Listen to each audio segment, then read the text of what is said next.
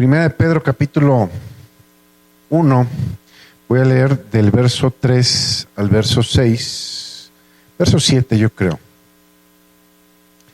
Y tiene que ver con lo que estábamos viendo el día de ayer en la célula. Tenemos una célula.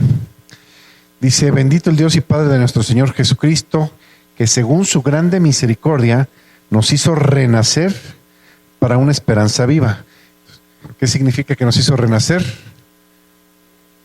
Que nacimos de nuevo, ¿sí?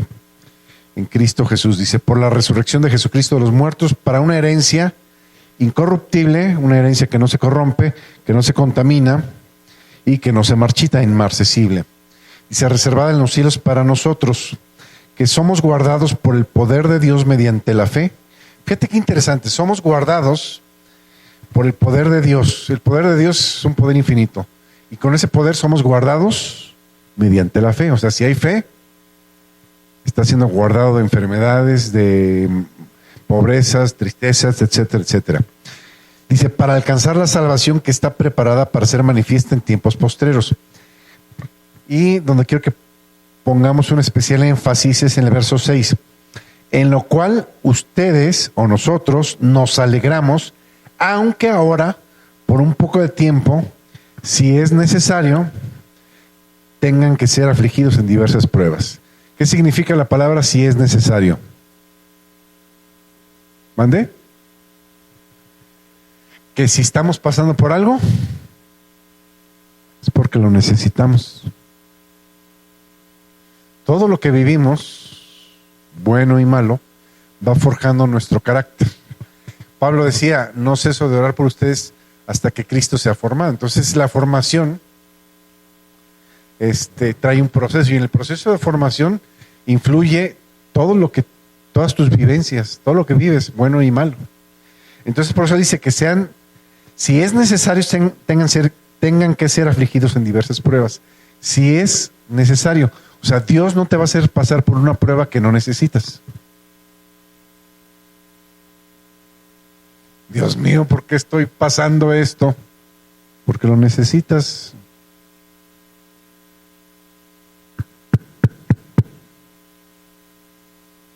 Estamos pasando porque lo necesitamos.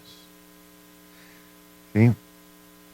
Verso 7 dice: para que sometida a prueba vuestra fe, la fe tiene que ser, ¿qué? Probada. La fe tiene que ser probada. Mucho más preciosa que el oro, aunque perecedero, se prueba con fuego. Y cuando la Biblia habla de fuego, pues está hablando de pruebas. ¿Sí? Sea hallada en alabanza, gloria y honra cuando sea manifestado Jesucristo. Ok. Entonces, todo lo que pasamos tiene que ver por algo. ¿Se acuerdan que los nuevos no saben, pero hace algunos años les dije: apréndanse esta cita de memoria? ¿Se acuerdan de qué cita era? Ajá. Proverbios. Ajá. Proverbios 26:2. ¿Sí? Como el gorrión en su vagar y como la golondrina en su vuelo, así la maldición nunca llega sin causa. Lo que está diciendo es que todo viene por un motivo. No nada más pasan las cosas nomás porque sí. Todo tiene un motivo de ser. ¿Sí? Lo que estamos pasando es por algo. No nada más llegó nada más porque sí. Es por algo. Hay un motivo por el cual estás pasando lo que estás pasando, sea bueno o sea malo. Y quiero poner como ejemplo, y no sé si vengo influenciado por lo de ayer, pero la vida de José el Soñador. José el Soñador fue una persona escogida por Dios desde su juventud. Y si nos vamos a Jeremías, dice que desde antes de que nacieras te conocí y te di por profeta a las naciones. Entonces ya estaba predestinado José para algo grande. ¿Sí? Pero necesitaba un proceso de formación. No de deformación, sino de formación. ¿Sí? Entonces, las pruebas son parte de ese proceso de formación. Y podemos ver cómo, o resumir la vida de José en tres partes. Es vendido, encarcelado y exaltado. Pero vendido y encarcelado todo tuvo un motivo. Y el motivo era su proceso de vida y su proceso de formación. Él necesitaba un carácter específico para desarrollar un trabajo específico. La gente, lo voy a decir de este modo, la gente que más alto llamado tiene de parte de Dios es la que más probada va a ser. Lo repito, como que no se oyó. La gente que más alto llamado tiene de parte de Dios es la gente que más problemas va a tener. Porque todo eso tiene que ver con formación. ¿Sí? Ok, vamos a leerlo. Génesis capítulo 37. Génesis 37. Por favor. Génesis 37, pues empieza ahí la vida de José. Habitó Jacob en la tierra donde había morado su padre, en la tierra de Canaán. Esta es la historia de la familia de Jacob. José, fíjate qué interesante. Esta es la historia de la familia de Jacob. Y empieza por el hijo más, pues no el más pequeño, pero sí el penúltimo. No empezó por Rubén, que es el primogénito, por Judá, que fue el primogénito espiritual, aunque José fue el primogénito físico, porque el otro perdió ¿cómo se llama? Sus derechos de primogenitura, y no me voy a meter en eso. Pero sí me llama la atención por qué empieza con José. Dice, vamos a platicar de la familia de Jacob. ¿José era la familia de Jacob? ¿Se fijan? Esa es la historia de la familia de Jacob. José, siendo de edad de 7 años, apacentaba las ovejas con sus hermanos. Vamos a ver la historia de la familia de Jacob. José, siendo de 7 años. ¿Sí? ¿Se fijan? Qué interesante está esto. De 17 años apacentaba las ovejas con sus hermanos. Y el joven estaba con los hijos de Bilha y con los hijos de Silpa, mujeres de su padre, e informaba a José, a su padre, la mala fama de ellos. ¿Cómo le llamaríamos eso actualmente? ¿Era un qué? Un chismoso. Muy comunicativo. Andaba de chismoso con el papá. Verso 3. Y amaba Israel a José más que a todos sus hijos, porque lo había tenido en su vejez, y le hizo una túnica de diversos colores. ¿Sabes por qué dice la Biblia que el primer mandamiento es el más importante? ¿Cuál es el primer mandamiento? Amarás al Señor sobre todas las cosas. ¿Y sabes por qué eso es importante? Dios, lo ames o no lo ames, no cambia. Él no necesita tu amor. Pero tú sí. Ahí te va. Cuando tú amas algo con mucho ahínco, con mucha fuerza, le estás diciendo a todo el mundo, ahí es donde me va a doler. Si me tocas eso, si me pegas ahí me va a doler. Si tú amas algo antes que a Dios, le estás diciendo al diablo, esto es lo más preciado para mí, ahí pégame porque ahí me va a doler.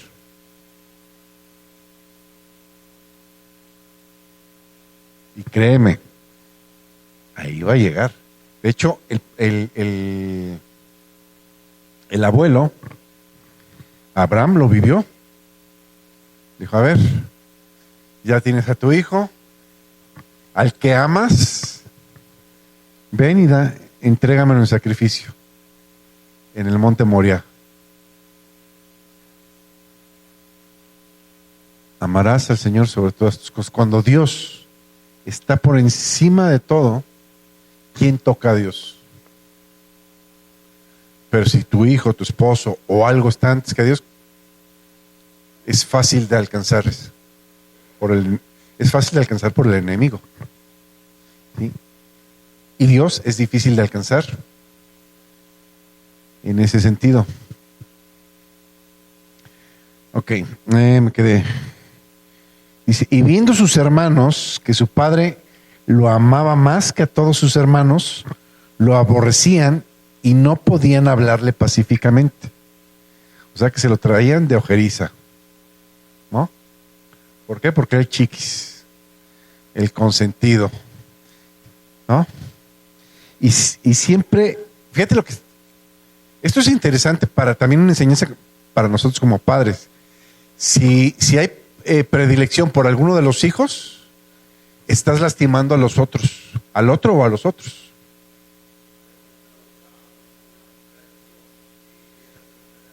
Por eso vamos, o sea, él necesitaba ser forjado, pero también el padre tuvo culpa, ¿sí o no? O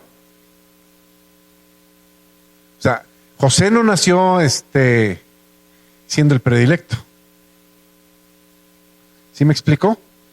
El padre lo hizo el predilecto. El padre decidió que él fuera el predilecto y lo puso en la mira del enemigo y de los hermanos. Ok, se me fue la hoja. Dice verso 5, y soñó Josué un sueño y lo contó a sus hermanos y ellos llegaron a aborrecerle más todavía. O sea, imagínate, le dices a la persona que te odia que hay un sueño profético donde él se va a postrar a tus pies. ¿Qué va a sentir el otro?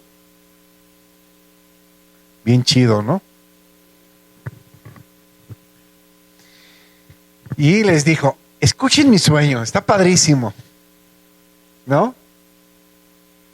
Qué padre estás, qué sueño tan padre tuve. Soñé que todos ustedes me besaban los pies, ¿no? Estaban a mi servicio.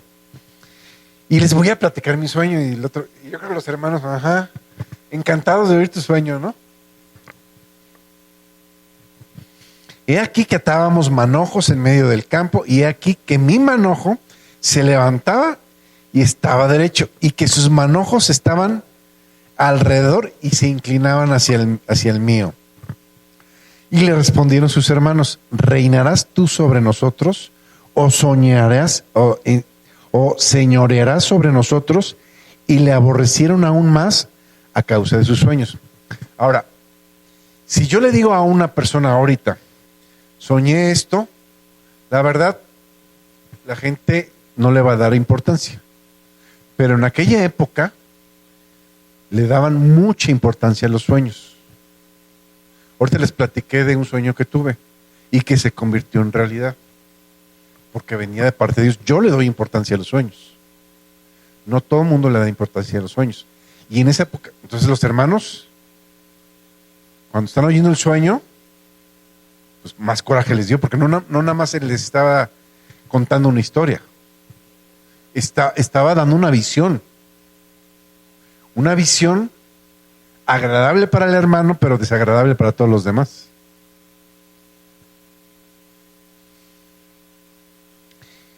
Verso 9 dice, y soñó aún otro sueño.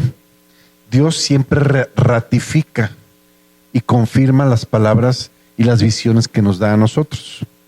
Y lo contó a sus hermanos diciendo, aquí he soñado otro sueño. He aquí que el sol, la luna y 11 estrellas se inclinaban ante mí. Y lo contó a su padre y a sus hermanos, y su padre le reprendió y le dijo, ¿qué sueño es este que soñaste? ¿Acaso vendremos yo y tu madre y tus hermanos a postrarnos en tierra ante ti? Y sus hermanos le tenían envidia, mas su padre meditaba en esto. Sí, porque el padre también había tenido sueños, los abuelos habían tenido sueños, para ellos eran importantes los sueños, por eso el papá meditaba en ellos y los otros lo aborrecían aún más. Entonces, todo lo que vivió Josué lo tenía que formar para dar el ancho para la tarea que se le venía, ¿sí? Y con el ego como lo traía alto, imagínate, si a José le hubiera puesto Dios inmediatamente después de los sueños ¿cómo se llama? A reinar, no, olvídate. Si así ya no pisaba el suelo, no tenía los pies sobre la tierra, ¿cómo hubiera estado? No hubiera hecho un buen trabajo. Se hubiera enseñoreado de los demás en lugar de servir a los demás. Y al final, dice, terminó sirviendo a los demás. Porque al final, ¿se acuerdan que les dicen cuando se muere el papá, los hermanos con miedo, dice, este nos va a matar? Mi papá nos dijo que nos perdonaras. No se preocupen, ustedes obraron para mal, pero Dios obró para bien, pensando en el bienestar de mucho pueblo.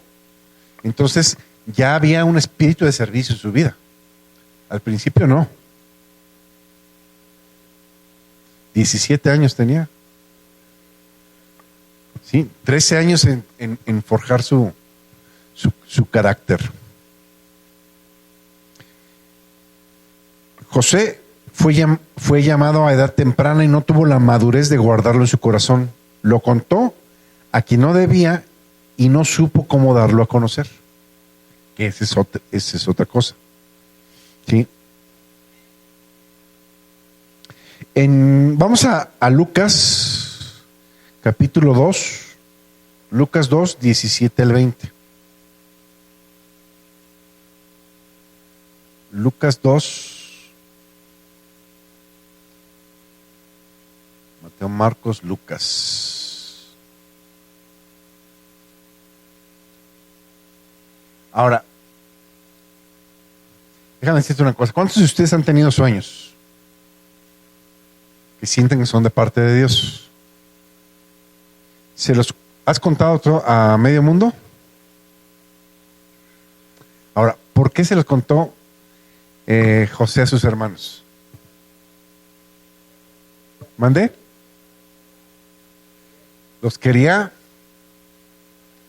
molestar. Los quería molestar. Y a lo mejor con una palabra más fuerte, ¿no? Los quería molestingar. Sí, y esa fue la razón. Lucas 2, 17 al 20. Dice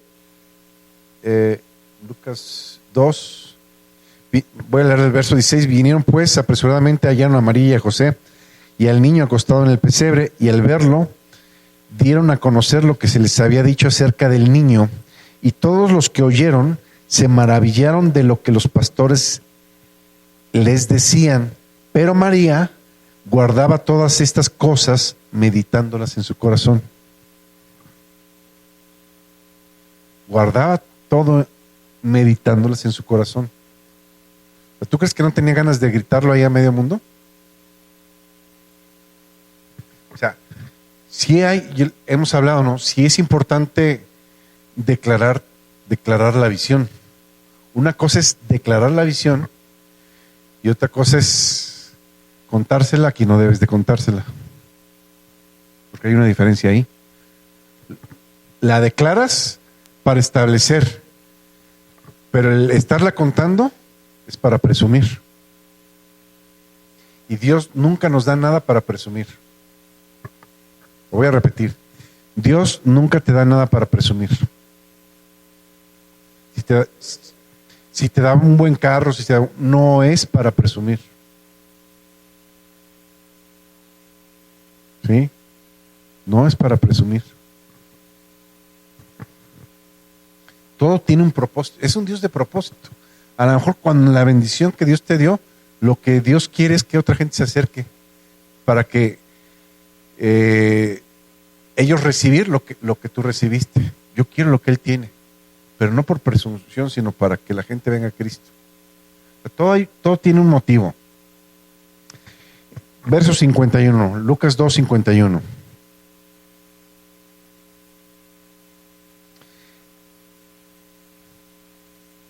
Dice, y descendió con ellos y volvió a Nazaret y estaba sujeto a ellos y su madre guardaba todas estas cosas en su corazón.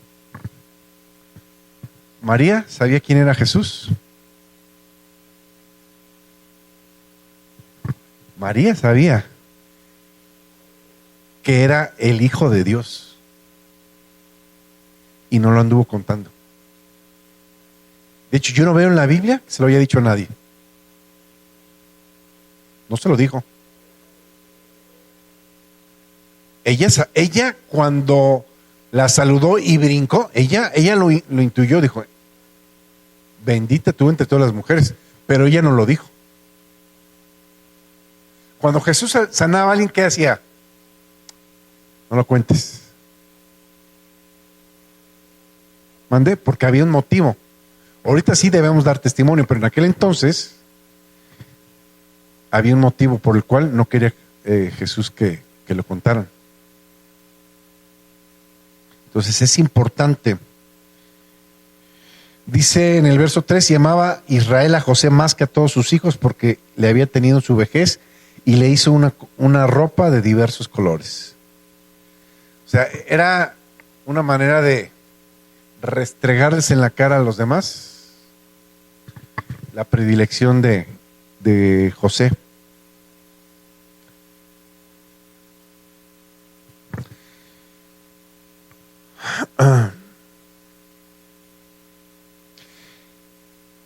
Algunos de los motivos por que Jesús fue vendido puede ser esto también. Dios no lo castigó, ni lo vendieron, ni lo vendieron sus acciones. Lo que lo llevaron a ese punto fueron sus acciones. ¿Sí? Dios no lo vendió ni lo castigó, sino más bien sus acciones fueron los que lo llevaron a ese punto. Cada uno somos libres para tomar decisiones, pero también seremos responsables de cada decisión que tomemos. Todo lo que siembras cosechas. Y yo les decía el domingo que no hay mala suerte, ¿se acuerdan? Simplemente son malas decisiones. Si tomas malas decisiones, ¿cómo te va a ir? No es que Dios te esté castigando, no es que Dios no te quiera bendecir, estás tomando malas decisiones y es imposible que te vaya bien tomando malas decisiones. ¿Sí? Ok, el segundo punto es, ya se me está yendo el tiempo, fue encarcelado. Algo que ha caracterizado a los siervos de Dios es la adversidad, y esto lo estábamos viendo el día de ayer. Todos fueron rechazados y perseguidos. Podemos poner muchos ejemplos: José, Moisés, Gedeón, David, todos los profetas, y el más perseguido de todos, Jesús. ¿Sí? Y por consiguiente a sus seguidores. Otra característica es que supieron encarar y vencer la adversidad. Por eso empecé diciéndoles, entre más alto el llamado, más grande la adversidad. Porque es necesaria la adversidad para formar el carácter, para poder realizar ese gran trabajo que Dios puso en aquel que Dios le dio el gran trabajo. Porque no a todos les da un gran trabajo. Dios está en control. No hay situación que se haya escapado de las manos de Dios. Si estamos pasando por una prueba es porque lo necesitamos y además nosotros lo provocamos. Pero tengamos en cuenta que no seremos probados más de lo que podamos soportar. Vamos a leer Salmo 105, 16 al 23. Salmo 105, 16 al 23.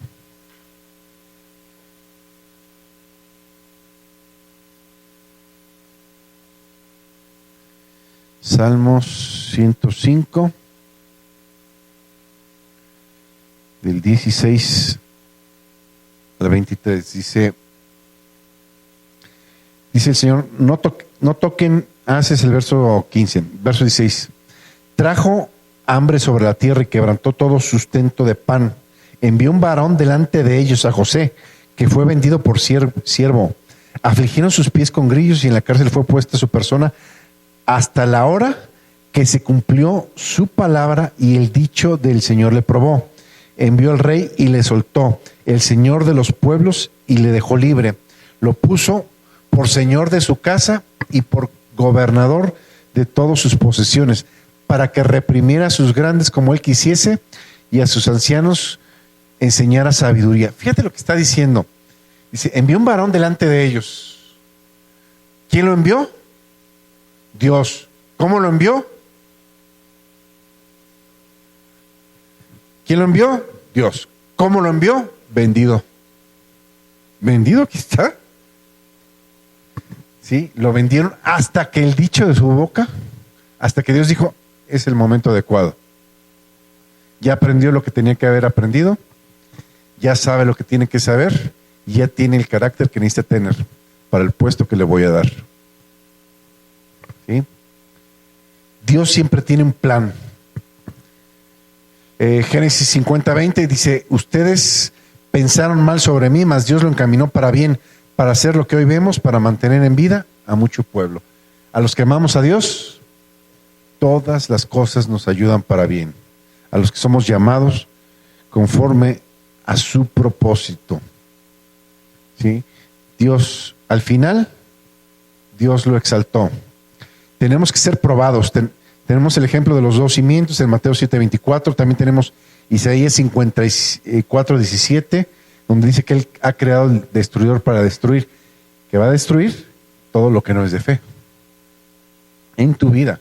Todo eso tiene que ser, tu fe tiene que ser probada, ya lo leímos. ¿Sí? Fue exaltado.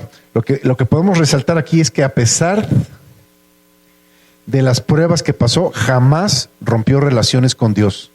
Esto es bien importante, porque hay gente que nada más les va mal y se enojan con Dios. No, es que Dios me tiene que bendecir y yo no sé por qué Dios no me estaba bendiciendo, y se enojan con Dios.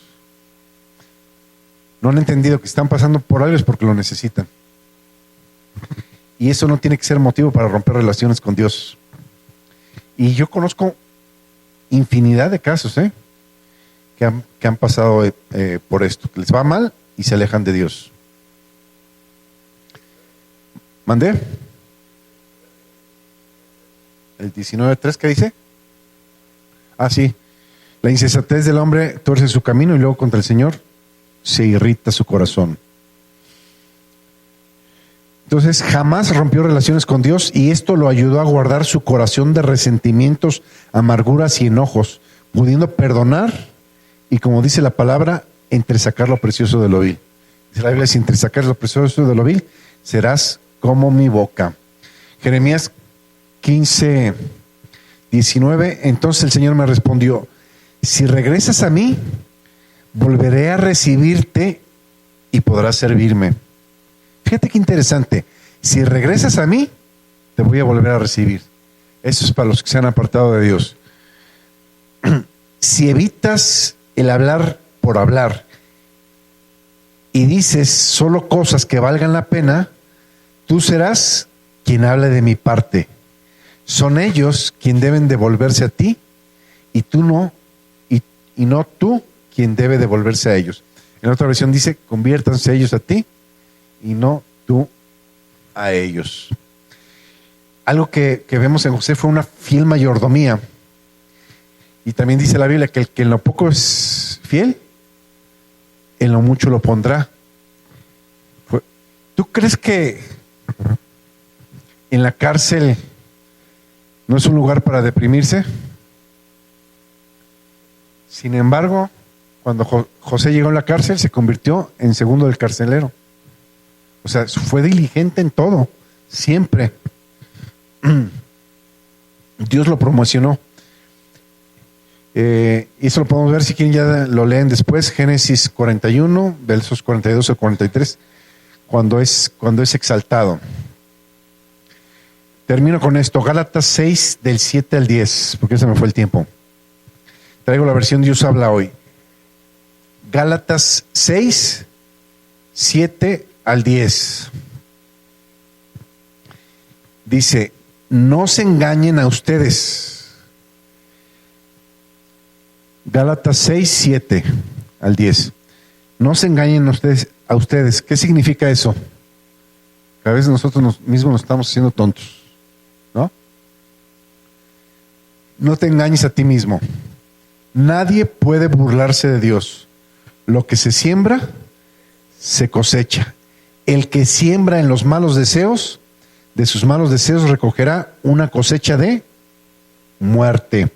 Y el que siembra en el Espíritu, del Espíritu recogerá una cosecha de vida eterna. Así que no debemos cansarnos de hacer el bien, porque si no nos desanimamos, a su debido tiempo cosecharemos.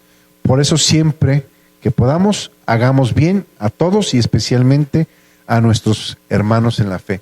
Dice, no te canses de hacer el bien, no te desanimes. ¿Y por qué te vas a desanimar? Porque hay tragos amargos que la vida nos da y esos tienden a desanimar a la gente. Y aquí nos dice, tú no te desanimes, vas a ver la recompensa de parte de Dios, porque los que amamos a Dios, todas las cosas cooperan para bien. Amén. Bueno, gracias.